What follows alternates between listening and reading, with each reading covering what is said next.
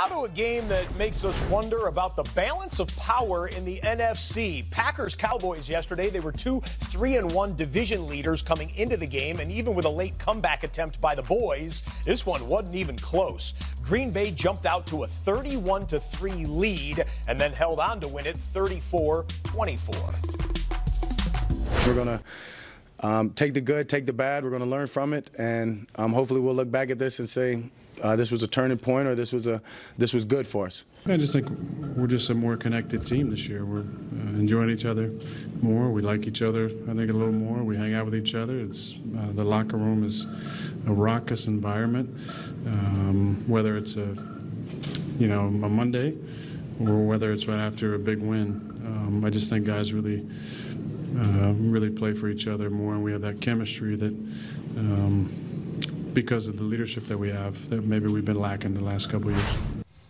Aaron Rodgers, soft-spoken in victory there. Super Bowl champion David Carr, Hall of Famer LaDainian Tomlinson.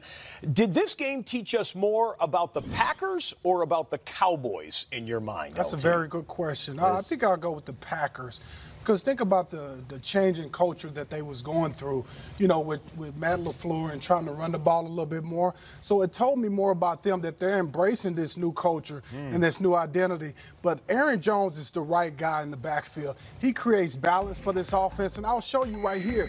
This is actually a traditional formation, a fullback in the game, but it's just a tall sweep right here. Offensive lineman going to get on their blocks, and Aaron Jones is going to hit this thing 100 miles an hour. It really does a great job of getting through the hole and breaking tackles. Now, here we go. Out of the shotgun, this is actually a formation that they can pass the football out of as well. They're going to run in here, and watch the cutback. He's going to draw Jalen Smith in to the hole. This is a great job by Aaron of being patient. He's going to bounce to the outside, and now he's going to simply use his speed for a nice, 15-yard gain right there. Now, watch this. This is an added element, what they're doing with Aaron Jones. Motion him out the backfield. You think we're going to run just a streak route? No, we're going to run a slant route on your linebacker because it's a mismatch.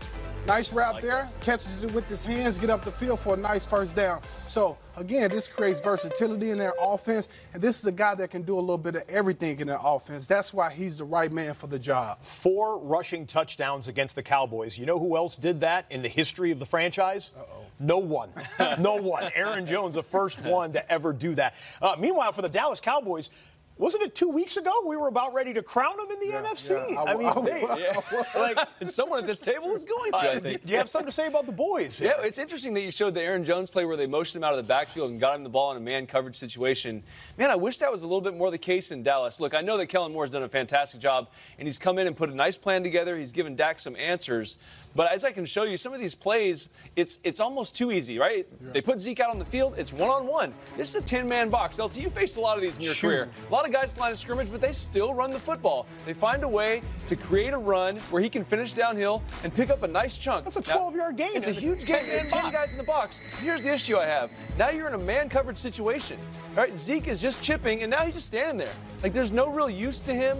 Why can't you put him out in the backfield, get him out there, let him run some slants? Same situation.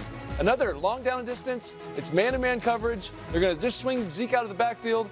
And you missed the throw. It turned into an interception. Zeke actually makes the tackle because he wants to get in on a play for the Cowboys offense. So, but 14 touches is not enough for him, and it's not good enough just to say, hey, we line him up out there. We know we're going to get man. Well, we'll throw it all over the yard. Having 400 yards passing is nice, but you can have some issues too, especially when Dak throws 3 interceptions. That stuff is Zeke's your best player. They used to do a lot more out the backfield with him. And they still can. You're still getting the same coverages. Just be a little bit more creative with Zeke, with your best player, and utilize him in the passing game. Dallas started the season 3-0. Then they lost to the Saints and then lost yesterday. After this game, Dak Prescott said maybe we were sniffing ourselves too much. Sure. We'll leave that there. Yeah. Lindsay? That's fine.